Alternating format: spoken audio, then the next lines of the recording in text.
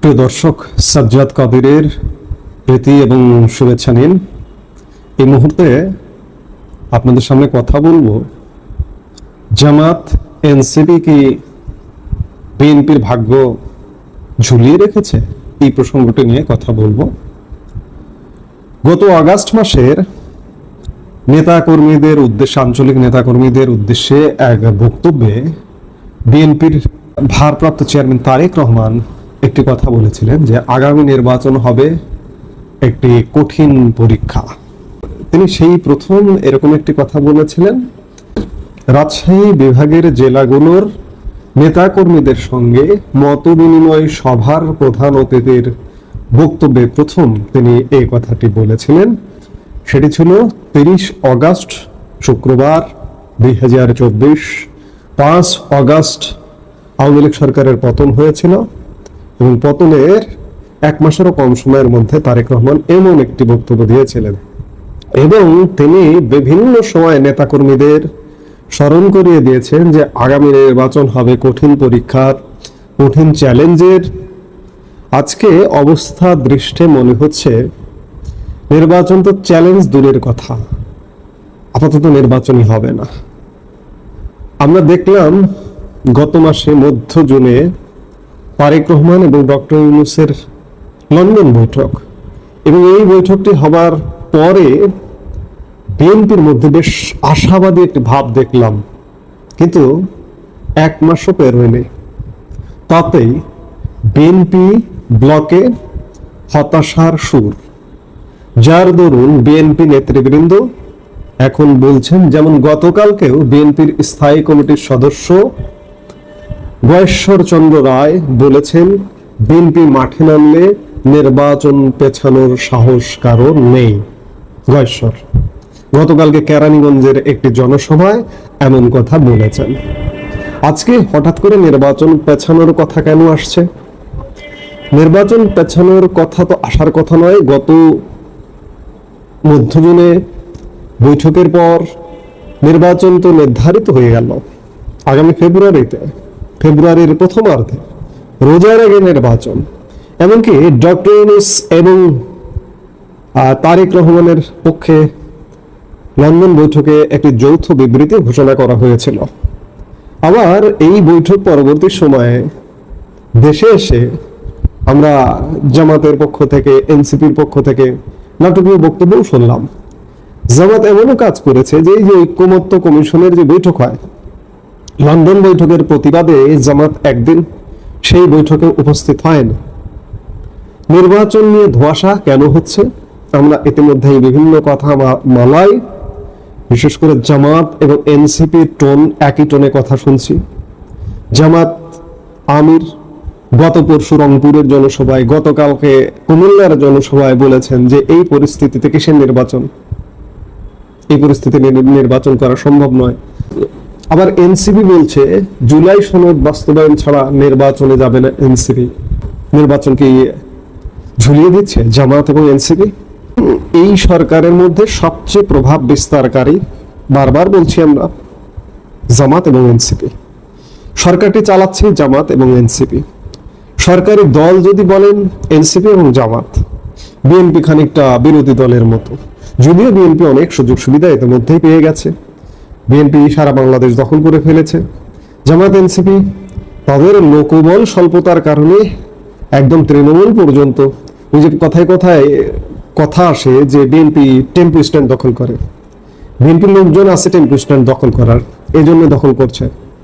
NCP জামাতের যদি থাকতো তাহলে তারাও করতো। যেটি বলছিলাম যে সরকারি দল জামাত, এনসিপি এবং বিএনপি খানিকটা দূরত্বে, কিন্তু তারপরে বিএনপির পুরোটা দখল, টেম্পো স্ট্যান্ড থেকে সচিবালয় পর্যন্ত সব জায়গায় দখল আছে। কিন্তু তারপরেও জামাত এবং এনসিপি কলকাঠি নাড়ছে, এমনটাই মনে হচ্ছে। জামাত এবং এনসিপি যদি নির্বাচন না চায় তাহলে নির্বাচন আসলে খুব সহসা হবে না। এবং জামাত এবং এনসিপির সাথে বিশেষ করে ইসলামী দলগুলোর সমঝোতা হচ্ছে। এবং এই মুহূর্তে বহুল আলোচিত একটি বিষয় যে সংখ্যানুপাতিক নির্বাচন বা পিআর, প্রপোর্শনাল রিপ্রেজেন্টেশন বা পিআর পদ্ধতিতে নির্বাচন, পিয়ার পদ্ধতি নির্বাচনটা কেমন, এটা নিয়ে আমি আসলে আলাপ করিনি। এটা বহুল আলোচিত, মানুষ এটা কি বিষয় এটা এখন একটা চায়ের দোকানদারও জানে। শতাংশ, ভোটের শতাংশ অনুযায়ী নির্বাচনে প্রার্থীর বিজয়। 1% ভোটও যদি কারো বাংলাদেশে থাকে তাহলে সেও 300 আসনের 3টা আসন পাবে। অর্থাৎ 0.5% ভোট থাকলেও সে একটি না একটি আসন সংসদে পাবে। এই পদ্ধতি নিয়ে এনসিপি, জামাত এবং অন্যান্য যে রাজনৈতিক দলগুলো একটা গোজমেলে অবস্থা লাগিয়ে ফেলেছে। এখন প্রশ্ন হচ্ছে যে বিএনপির ভাগ্য আসলে ছোট দলগুলোই ঝুলিয়ে দিয়েছে।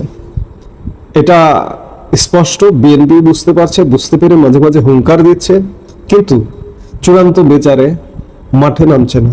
বিএনপি বলছে যে মাঠে নামলে কেউ ঠেকাতে পারবে না নির্বাচন। আবার দেখুন, তারেক রহমান আসলে আদৌ কবে দেশে ফিরবেন? বিএনপি মহাসচিব মির্জা ফখরুল ইসলাম আলমগীরও এই মুহূর্তে একথা বলতে পারেন না যে তারেক রহমান অমুক সময় দেশে ফিরবেন। আপনারা ইতিমধ্যেই দেখেছেন তারেক রহমানের দেশে ফেরা নিয়ে নানা গুঞ্জন, নানা আলাপ। আমি লন্ডন বৈঠকের পরে বলেছিলাম যে এই যে বৈঠকটা হলো ফেব্রুয়ারি নির্বাচন প্রসঙ্গে, যে তারেক রহমান যদি আগামী 1-2 মাসের মধ্যে দেশে ফেরে তাহলে বুঝবেন যে লন্ডন বৈঠকটা সঠিক ফলপ্রসূ, এর পেছনে কোনো দুর্বিসন্ধি পরিকল্পনা নেই। কিন্তু সত্যিকার অর্থে লন্ডন বৈঠক হওয়া প্রায় মাস হতে চললো, কয়েকদিন পরে 1 মাস হবে। এখন পর্যন্ত তারেক রহমান আসলে কবে দেশে ফিরবেন কোনো ঠিক নেই। তারেক রহমান কোন বাড়িতে থাকবেন সেই বাড়ি উপস্থাপন করা হয়েছে গণমাধ্যমে, কিন্তু সত্যিকার অর্থে তারেক রহমানের দেশে ফেরার কোনো খবর নেই। তাহলে কি জামাত, এনসিপি তারেক রহমানের ভাগ্য ঝুলিয়ে রাখছে? অবস্থার দৃষ্টিতে তাই মনে হচ্ছে। বিএনপি কঠিন পদক্ষেপে কেন যাচ্ছে না? বিএনপি এখনো পর্যন্ত জামাতকে কেন বিশ্বাস করছে?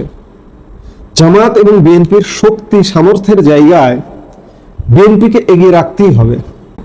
এই যে জামাতের যে সংসদে সর্বোচ্চ 17টা আসন পেয়েছে 2001 নির্বাচনে, কার বদান্যতায়? বিএনপির বদান্যতায়। অনেক আসনে বিএনপি নির্বাচিত হবার পূর্ণ শক্তি আছে, তারপরেও জামাতকে ছেড়ে দিয়েছিল শুধুমাত্র জোটগত কারণে। আজও পর্যন্ত আসনে যদি হিসেব করেন যে বিএনপির সাথে শক্তি মত্তায় জামাত পেরে উঠবে না, আর এনসিপি তো প্রশ্নই আসে না। সেই জায়গায় বিএনপি ভয় কেন?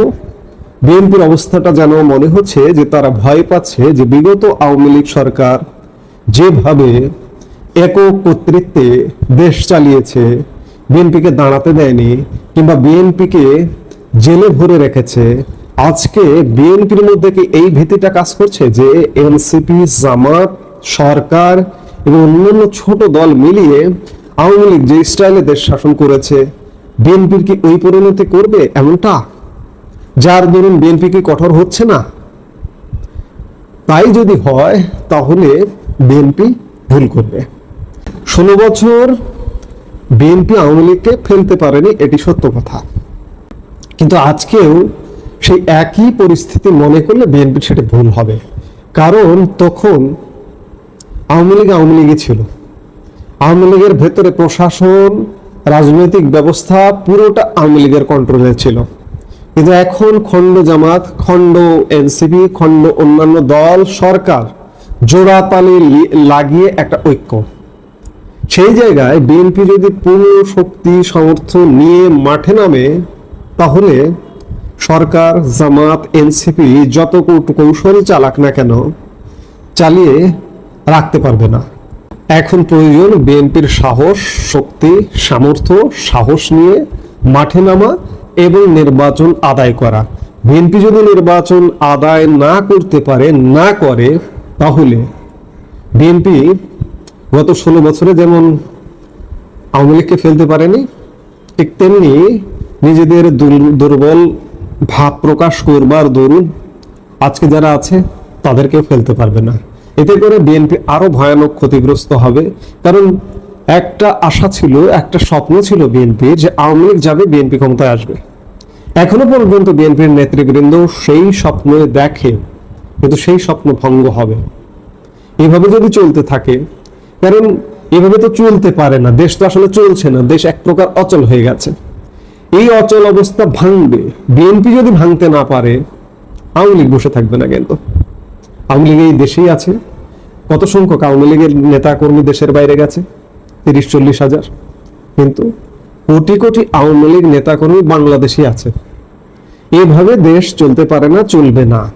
আজকে বিএনপি যদি আরেকটা বিপ্লব ঘটিয়ে নির্বাচন আদায় করে ক্ষমতায় না যেতে পারে, বিএনপির ক্ষমতায় যাওয়া দূর থেকে দূরবর্তী হয়ে যাবে। চলে আসবে আওয়ামী লীগ, বিএনপি চলে যাবে ব্যাকফুটে, জামাত, এনসিপি, অন্যান্য যারা, তাদের পতন হয়ে যাবে। একটা সিচুয়েশন ক্রিয়েট হবে, সেটা কে করবে, আর্মি করবে না কে করবে, একটা সিচুয়েশন ক্রিয়েট হবে, একটা নির্বাচন হবে, আওয়ামী লীগ ক্ষমতায় চলে আসবে। অবস্থা সেদিকেই যাচ্ছে। বিএনপি কিন্তু দিনের পর দিন সুযোগ হেলায় হারাচ্ছে। এখন দেখার বিষয় বিএনপি সুযোগটা কাজে লাগায় কিনা। এই মুহূর্তে এ পর্যন্তই। সবাই ভালো থাকুন, সুস্থ থাকুন।